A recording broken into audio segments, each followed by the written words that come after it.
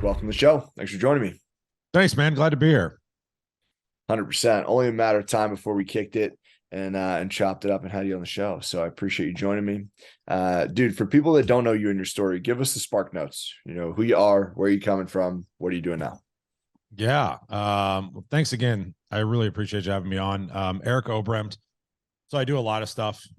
I make money owning a roofing company. So I own D&M Roofing in Nebraska. We serve Nebraska and Iowa. I actually just moved to Texas, and we're opening up a branch down here, down in the Houston market. So I'm in the process of doing that. What I'm really passionate about is helping and giving back. And so we've got a nonprofit that Paul Reed and I started a few years ago called Roofers in Recovery. So that's a really large part of my life, where we raise money and we help send people to treatment that are in our industry.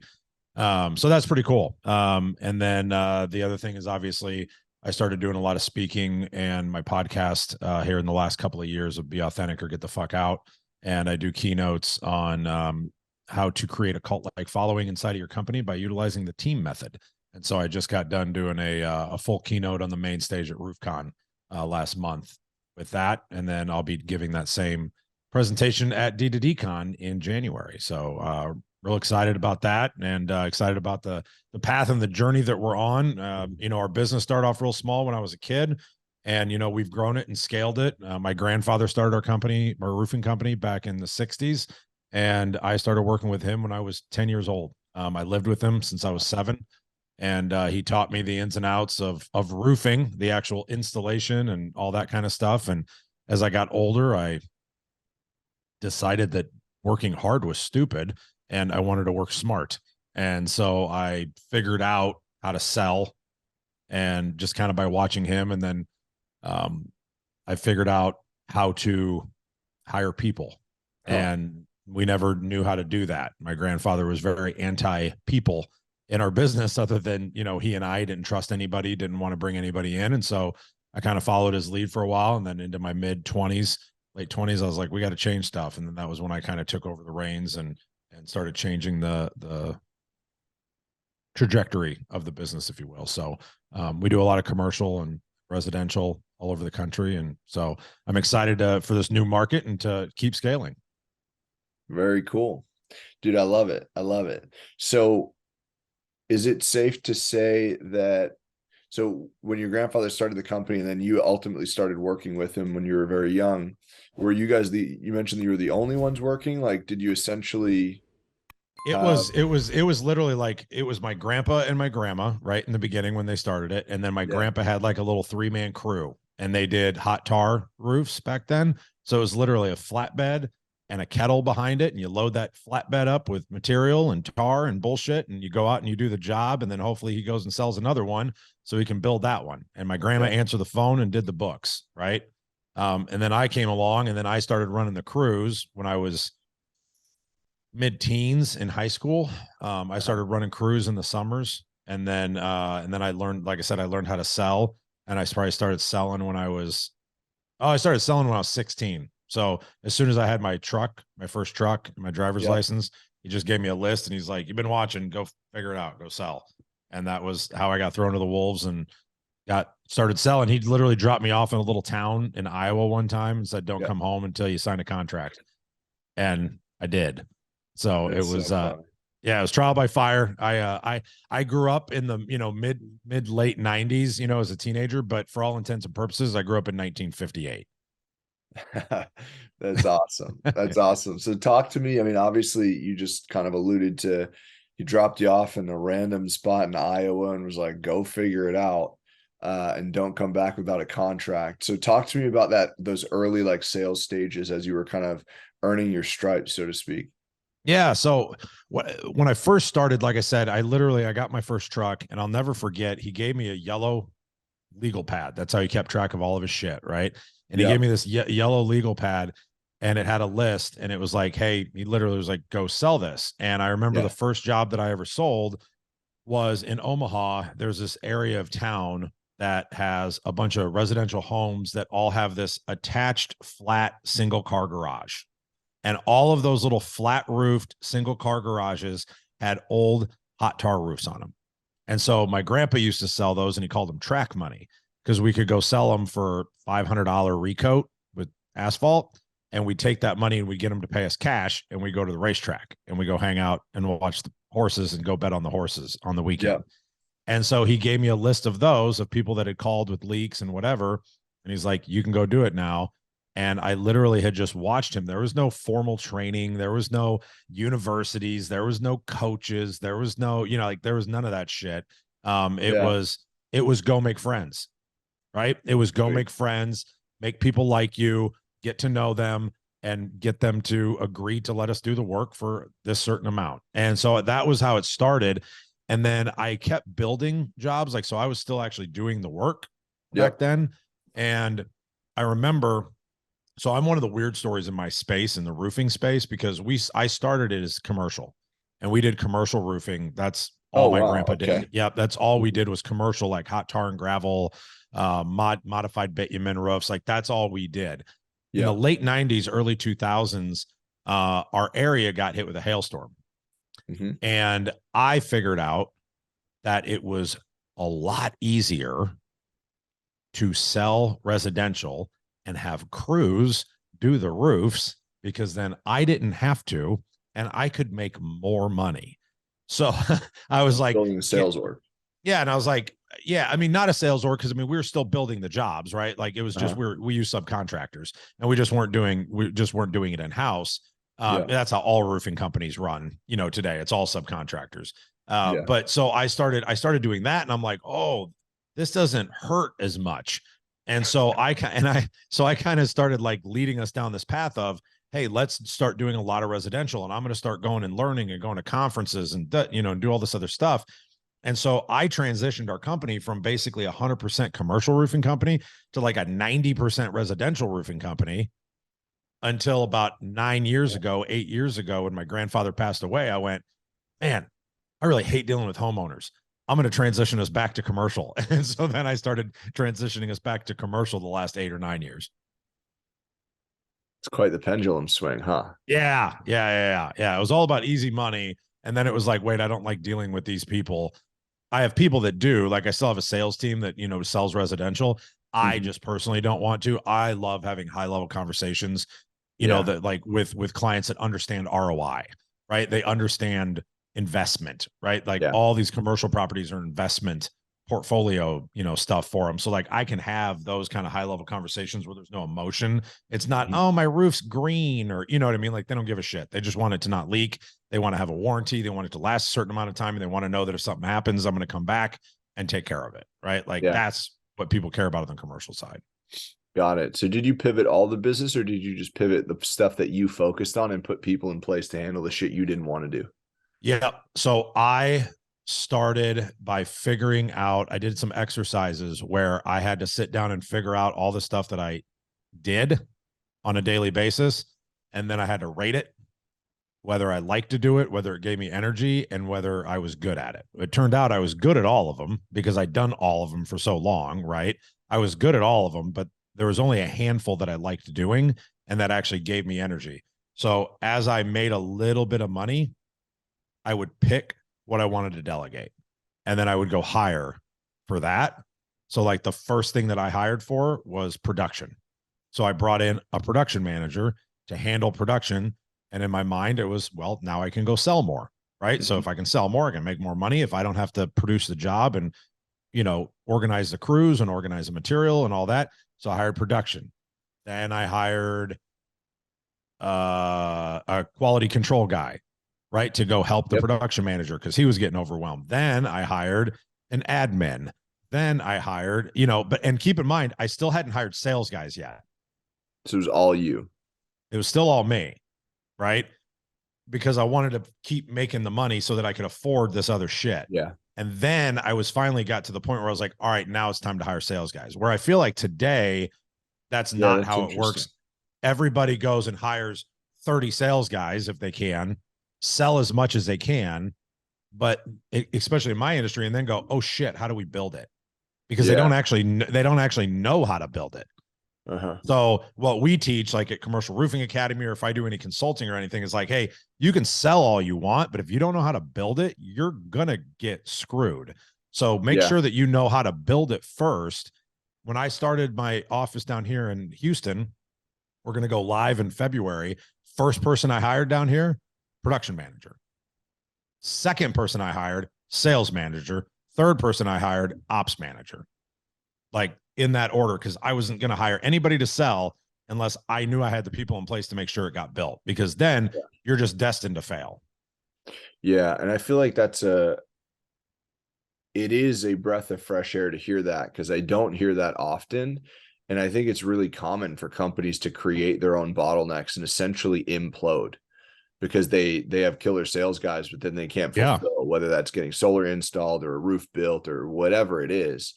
Companies are imploding because they don't have the right infrastructure, even though they have rock star people, and then they can't retain the talent because most of these are commission only and you're not getting paid until the deal is done.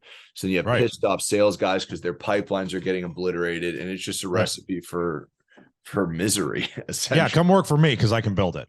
Right. Yeah. There you go. And that's the pitch. That's the pitch when I'm talking to people.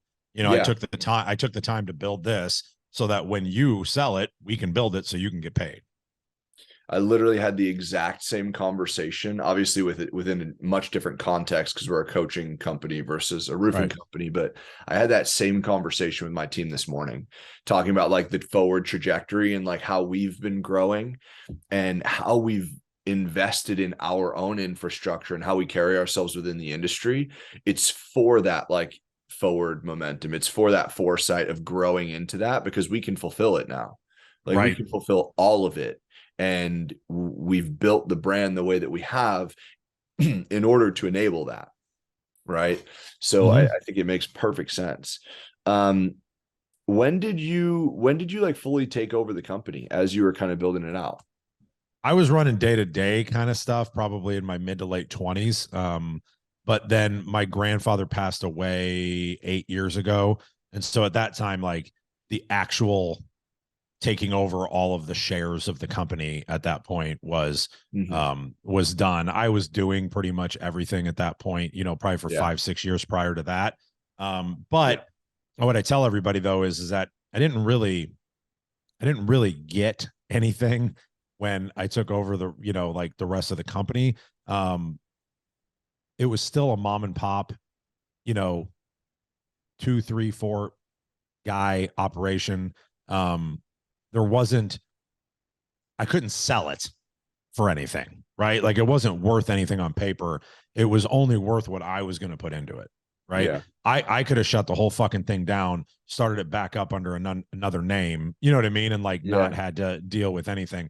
I didn't buy anything. Me and my grandpa had an unwritten agreement that if he passed away, I would take over the rest of the company and then I would support my grandma until she passed away. Right. Yeah. And so I'm still in the process of that. So like we just pay all of her bills and, you know, take care of everything.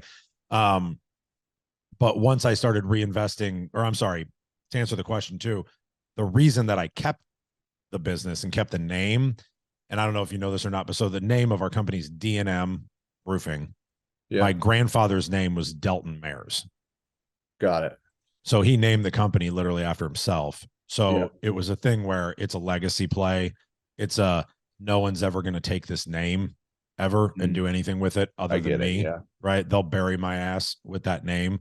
It stays in the family somehow, you know, or they bury it. And so that's why it was important to me to keep the business, keep the name, keep the legacy, and then grow it so that he can look down and be like, wow, we just had a Christmas party 2 nights ago. I just flew back from Omaha the other night, and to see all the people, you know, in the room and, you know, imagining him getting to be there and seeing that growth and what we've put together, like he'd think I'm batshit crazy, but you know, but I think he'd appreciate it. So. Yeah, dude, that's awesome. I think that's a balance, right? It's like you could be crazy, but when the results kind of show that it worked. It's pushing through those times where you're like, what the fuck am I doing? Yeah. Right. Like, because you're always going to have that 6 months or a year or whatever it is where you're like, should I still be spending this money? Should I still be doing that? And I've went through a lot of those seasons, right? I think we've all went through a lot of those seasons, and it's like, no, I believe in it. And I know if I keep doing it, that this is going to happen and this is going to happen. And eventually it does.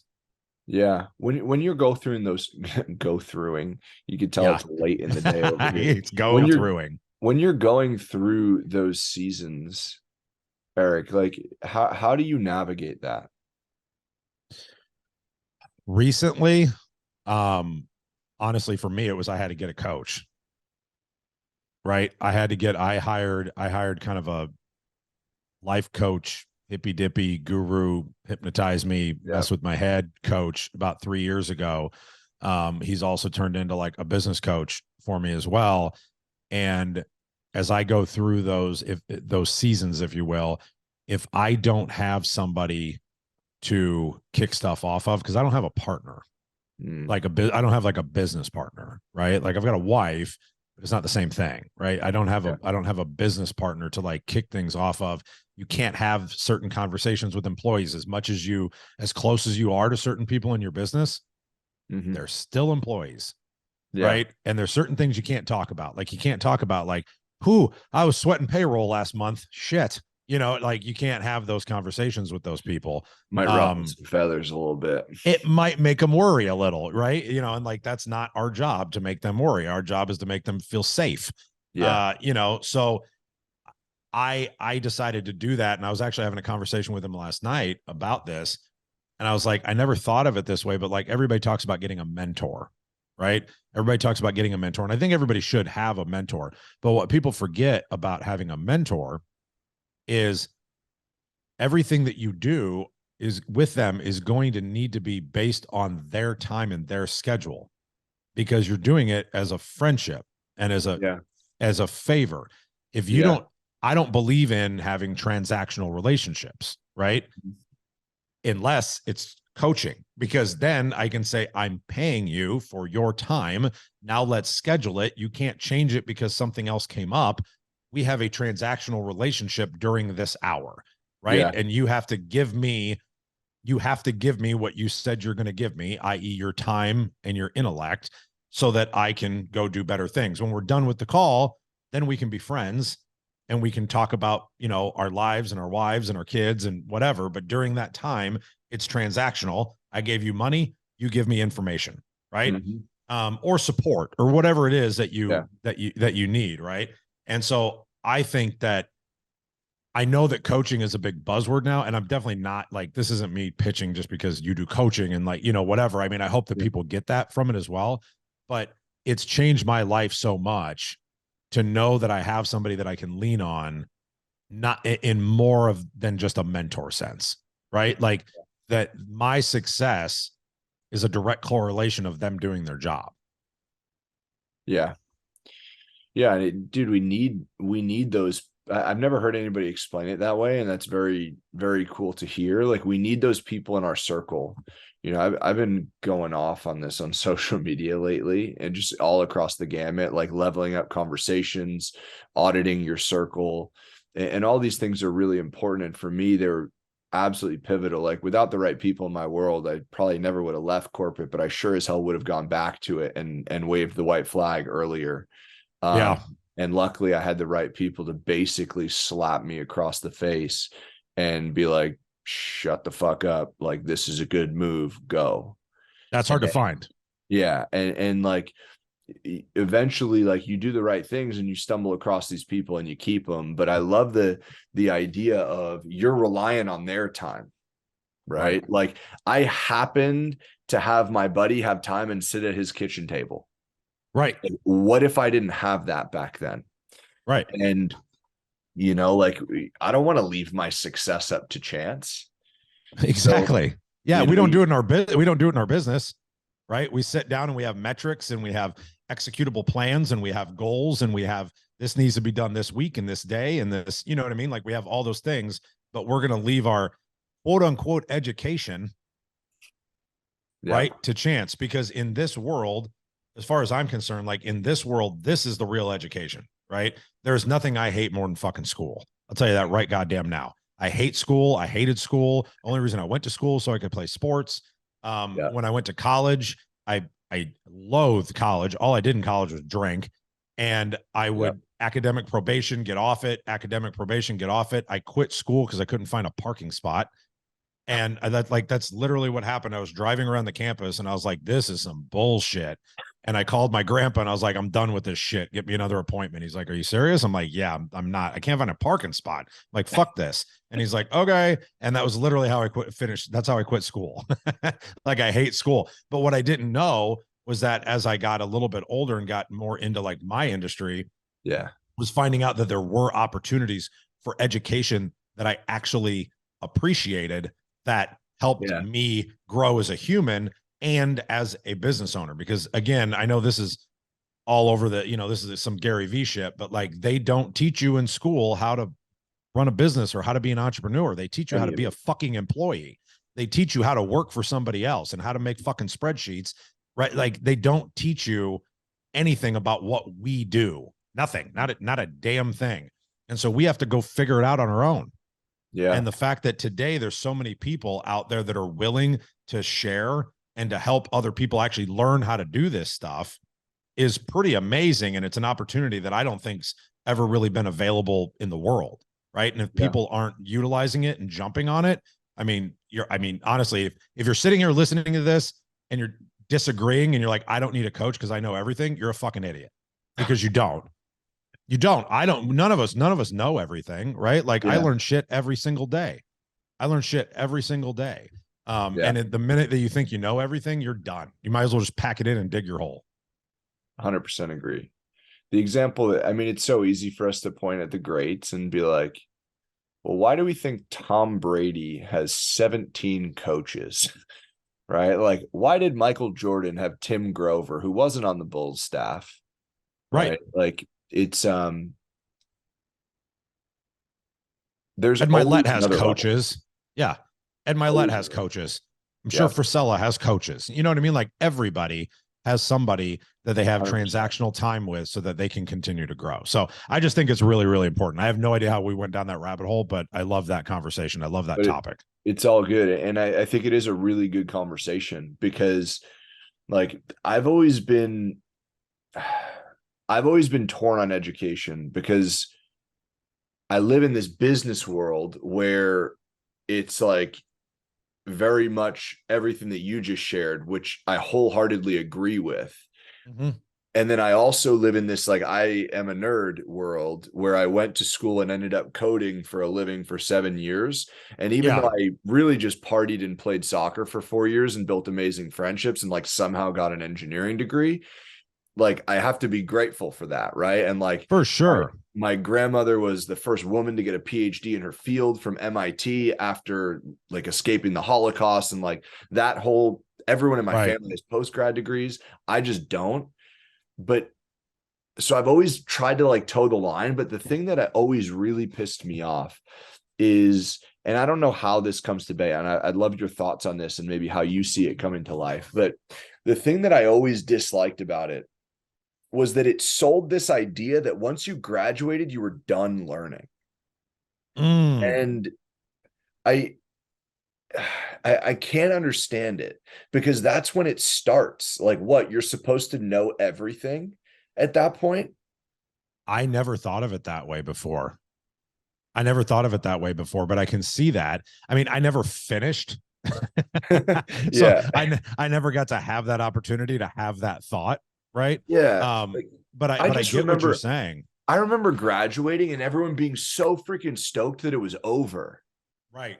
And like, dude, I was too, don't misunderstand me, but like, and then I like kind of tiptoed my way into the real world and I'm like, wow, this shit's just starting. Right. And that's when, I mean, at that point I was commuting like 2.5 hours each way between all like the train delays and stuff. So I'm like, shit, I better use this time effectively or I'm going to like want to inflict bodily harm on somebody. So I better start reading. I better start doing whatever. But like, I loved learning. I just didn't like traditional education. Like, I looked at, okay, do I go get a post-grad degree? But I looked at the people I was surrounded with. I'm like, wow, all I have to do is work hard. And that person's making $100,000 a month. I could just go learn from them. And I don't have to drop 100 G's on another piece of paper.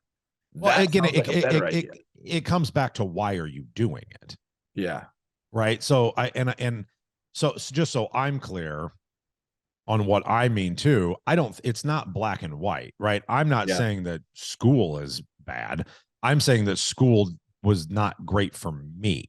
Right. Yeah. And I think that if you know who you are, and if you are at a place where you figured out what you want to do, or at least how you want to live your life and how you want to learn, right? Mhm. If you know how you want to learn, and maybe you don't know that at 18, right? Like maybe you do need to go do a year of college or what, I don't know, right?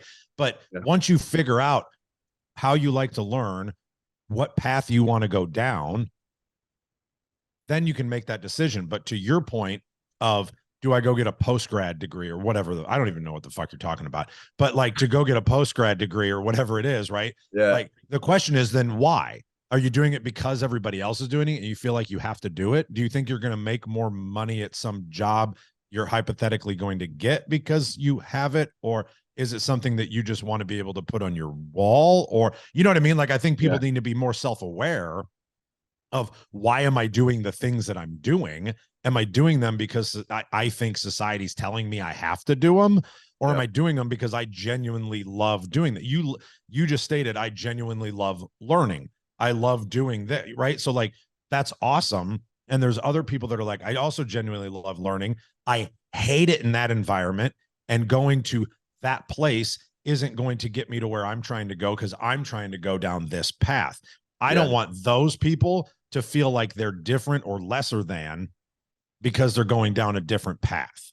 Right. Yep. And I think that that is what has, and I think that narrative is starting to shift though, which is, I agree.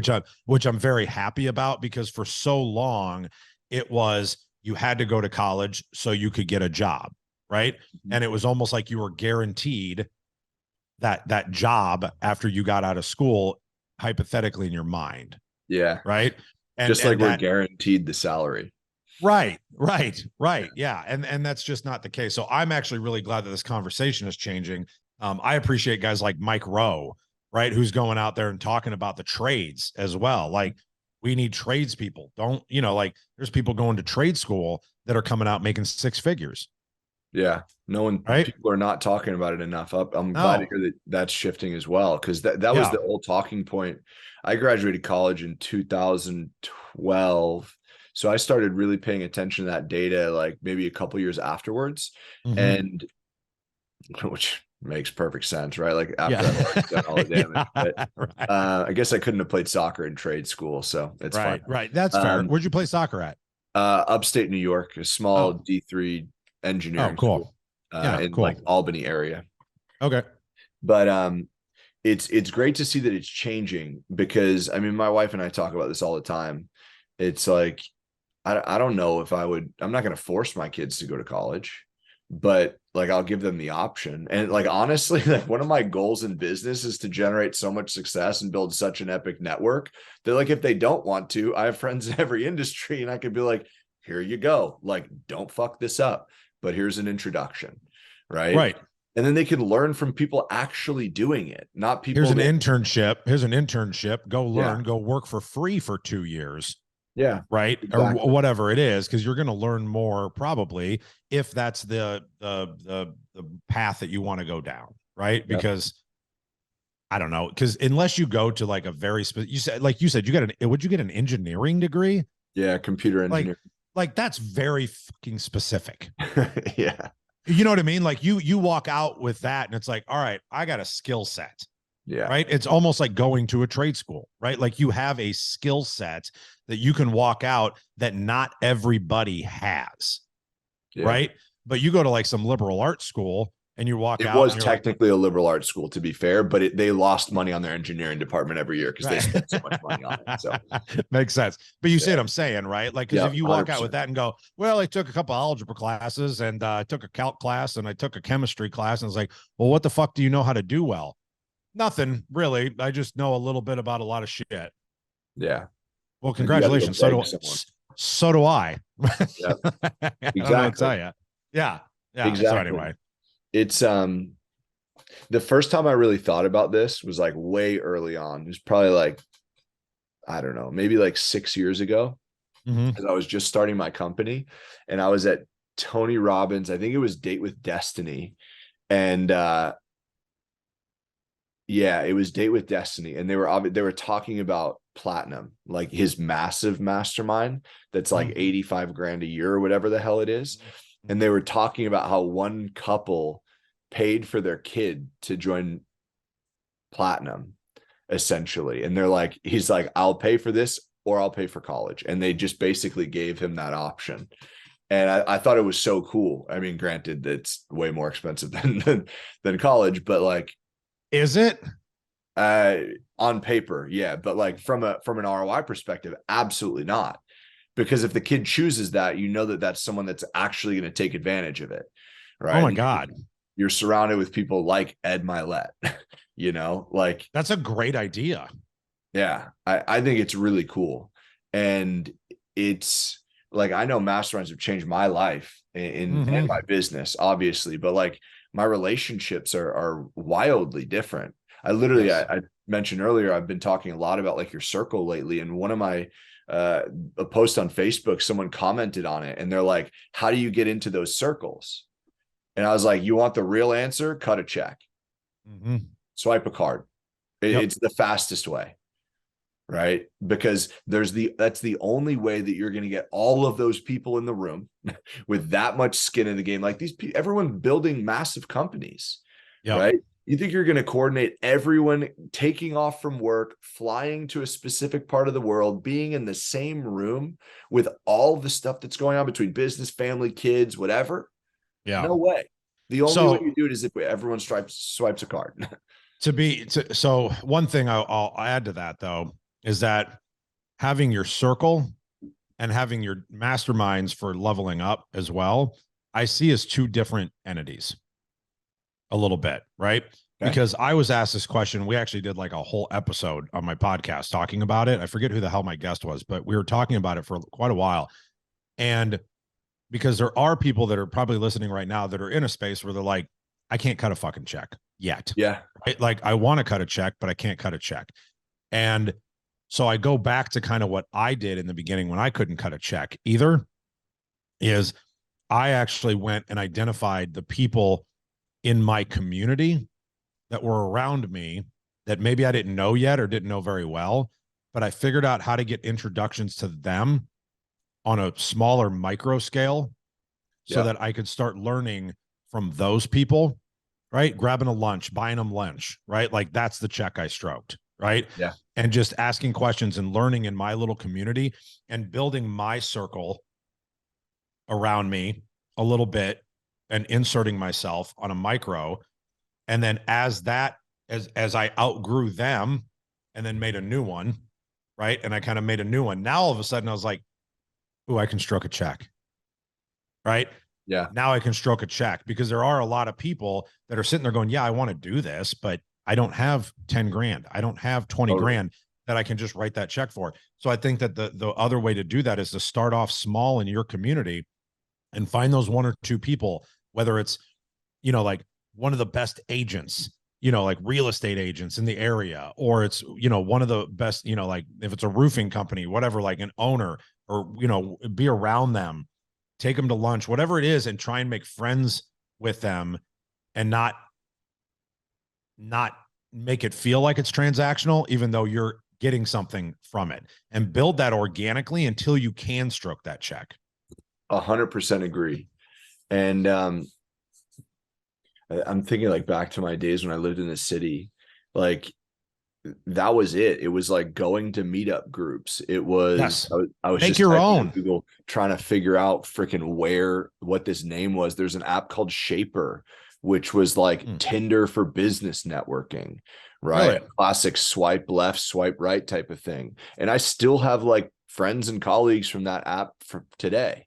Really? Right? It was like coffee meetings and meeting cool people, you know? And here's the thing, that shit's uncomfortable. Wildly uncomfortable. Yes. That shit is uncomfortable. And if there's one thing that anybody's learned in the last 2 years of people talking on social media, internet, reading books, whatever it is, the best results we get from anything we fucking do is when we're uncomfortable doing it. And we come through. And this is one of the most uncomfortable things for me as a natural introvert too, because I know there's a lot of people listening that are natural introverts as well, but succeed in business. But as a natural introvert, I don't want to go knock that door. I don't want to go to that networking thing. I don't want to go meet new people. I've got enough goddamn friends, right? Like that's what I think in my head, right? Yeah. And I don't want to do that. But like getting out of yourself and putting yourself in that uncomfortable situation, and then you look back 6 months later, you're just going to sit there and go, "Oh my God, I'm so glad that I did that." Mm-hmm. Dude, I was the same exact way. I like had to go to meetups with structure because it would force me to talk to people, because otherwise I'm Yes. like just sitting in the corner, like standing at the bar. Like back then I still like am wildly like to myself. Um, Yeah. and it was very challenging, but that's how you have to start, you know, and then Yeah. eventually, like to your point, it was like, okay, I can afford to hire my first coach. And luckily there was a community attached to it. And Yep. then, you know, you grow and you level up and you just continue to go. Um, and that's to the point from earlier, like we need those people in our lives because it shifts everything. Yeah. Join a BNI because that's structured as shit. Yeah. 100%. Right. Chamber of Commerce as well. Yeah, super structured. And it's like you give a referral or you don't get referrals, and you're going to talk about your business and you're going to do it on Tuesday. And you know what I mean? Like Yeah. it's not, I hope you speak up. It's no, you're going to speak up. 100%. Or like, and I love that you bring up groups like that. Like, dude, Toastmasters as well Yeah. was huge for me because number one, it really helped craft the speaking. But number two, it's also a really cool community of Yeah. people only in that. They might not necessarily be building businesses, but they're trying to earn more leadership opportunities in their company. They're forward thinking. They're the types of people you want to be networking with. Yeah. Right. So that was another one that we did, or that I did early on. And Get into speaking things for people listening. I looked into Toastmasters. I ended up not doing it, but I ended up joining a group called Thought Leader. You know that one, Taylor, what's his bucket? I don't know, but he teaches people to craft a TEDx talk. So oh, I'm cool. currently working on my own TEDx talk, and then he teaches you how to actually do the applications and get your TEDx talk. I think if it's the company I'm thinking about, I think I know a guy who used to sell for them. Yeah, Michael. No, Mason. Oh, okay. I don't know. I'm buddies with the guy that sells for him too. Got it. But I joined that for the same reason, because I've always done speaking and stuff, and I've loved it. But there's not a skill that translates more into business than being able to do that, and Got it. being able to have those conversations and to be able to project and not be afraid of your voice. Mm-hmm. I think is the one thing that like that'll translate every industry. It doesn't matter what you do, but if you can do that and be comfortable and not seem nervous when you're Mm-hmm. doing it, that's how you make relationships and you get people to trust you. The minute that you're and you don't know what the fuck word to say next, nobody believes you. And if nobody Yep. believes you, you can't Cards sell go up. anything. You Yep. can't do anything. So that's 100%. a huge recommendation to people listening. Do that. Yeah. No, I couldn't agree more.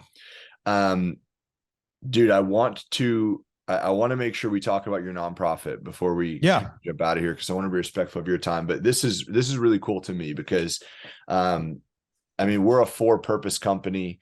I just believe that's how everything should be built, you know, like as the company scales, we could scale our impact. And I love that you have this. So tell us more about what you're doing with your nonprofit, maybe like why that you're so passionate about that, and where Mhm. people can learn more about what you're doing. Absolutely. So 13 years ago, I went to treatment for addiction, for alcoholism and drug addiction. I had gotten my fourth offense felony DUI. I narrowly dodged very high drug charges because I had lots of drugs on me. Somehow got out of that. That's a 30-minute conversation that I won't get into, but I narrowly dodged that. But I was looking at 1 to 5 years in prison for my fourth offense felony DUI. And I was talking to my lawyer. He's like, well, you can go to rehab for 30 days or you're going to get 1 to 5. I don't know what you're going to get if you go to rehab, but the max is 1 to 5. And I was like, I am not built for jail. Like, I'm not, like, I was 310 pounds. I was big, fat, bloated, you know, like I wasn't going to do well. And so I was like, well, I can do math, and 30 days is shorter than, you know, a year minimum. So I ended up going to rehab, and I ended up getting sober, and I've been sober ever since. And a really good friend of mine, one of my closest friends, Paul Reed, who owns Northwest Roofing out in Denver, Colorado, came to me one day and he was like, "Hey, man," he has the same story. He went to rehab 15 years ago. He always makes sure to remind people he has 2 years more than me. Um, and he called me one day and he's like, "Hey, man, wouldn't it be cool if we could give back and send one person to treatment a year?" And I'm like, "Yeah, it sounds great. How do we do that?" He's like, "Fuck, I don't know." He's like, "Let's throw 10 grand into a pot together. And if somebody calls, we'll send them to treatment." I'm like, "All right, deal." So I stroked a check for 10 grand. We threw it into a bank account. Somebody called asking for help, and we sent them to treatment.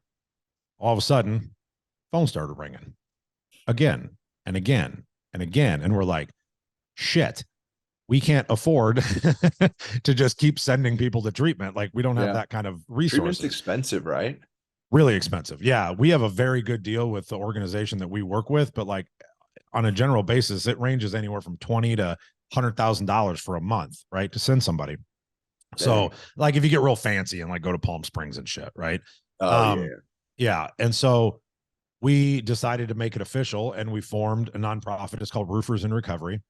And so we have different facets of the organization where we have online recovery meetings twice a week on Tuesdays and Thursdays, where literally people from all over the country get on our Zoom meetings, and we have recovery meetings for people. We've built this community online and in Facebook where people are conversating and, like finding sponsors and finding help and recovery inside of just our little network.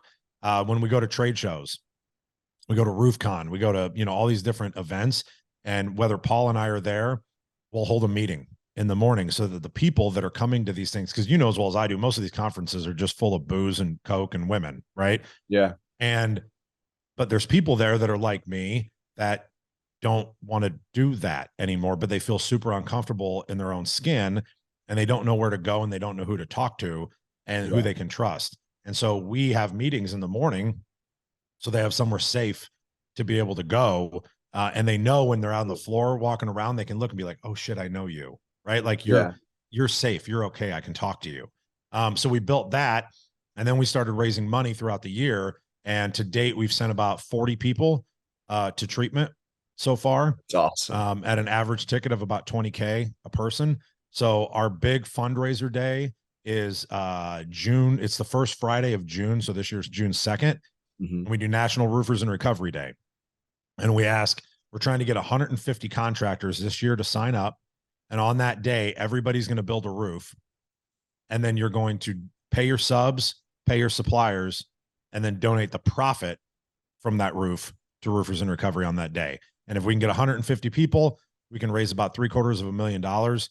And that will reach our goal of being able to hypothetically send 50 people a year to treatment, because as of right now, we have a 98% give back rate because we don't take any money out of the nonprofit at all whatsoever. We don't have any staff that we pay. Like, we don't pay ourselves, anything Yeah. like that. We just small admin stuff, for putting out ads and things like that. So Totally. that's our big push that we ask everybody to help us out with.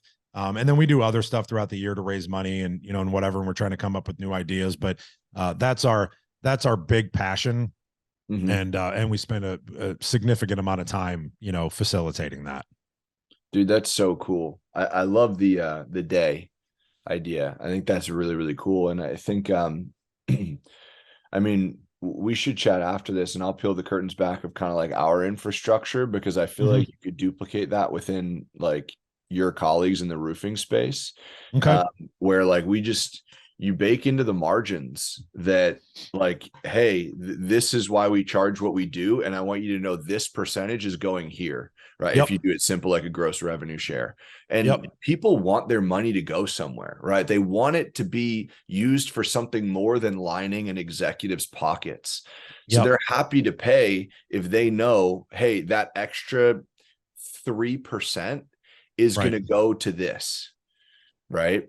And That's what we call the D&M difference. So yeah, we educate every single client that we donate back a certain amount of our proceeds to Roofers in Recovery, and then yeah, we pick one local charity that's part of the local community, not national, to make them feel a little warmer and fuzzier, about Love it, that. to have them understand that, like, as a business owner and then as a salesperson inside of that organization, and just use roofing, for example, since that's what I do, everybody installs the same fucking shingle, right? A lot of people are using the same crews, right? Like, everybody's really kind of the same. We all got the same polo on. We all got the same khaki shorts on. We all got the same tool belt on. We're going and looking at the roof. Like, we all got the same shit. Hmm. And the homeowner looks at us and says, well, why are you different? Yeah. And you sit there and you look at them and you go, fuck, I don't know. I guess we're not, right? But Yeah. when my people go up, they're like, here's how we're different. We give a shit about the people in our community and in our industry. And because of that, the D&M difference is that we do this, this, and this, and we give back and we help people. And yes, to your point, we might charge a couple dollars more, but understand that those extra couple dollars are going back to help people on a national level and in your local community. And even if you don't work with us, please make sure that whoever you are working with is telling you who they're helping, Yeah. because 99 times out of 100, they're not helping anybody. They're not doing Yep. shit. And they're going to come right back and be like, I want to work with the company that actually helps people. Yep. I love it. And are you working with other people to replicate the same thing in their companies so that you can support your nonprofit?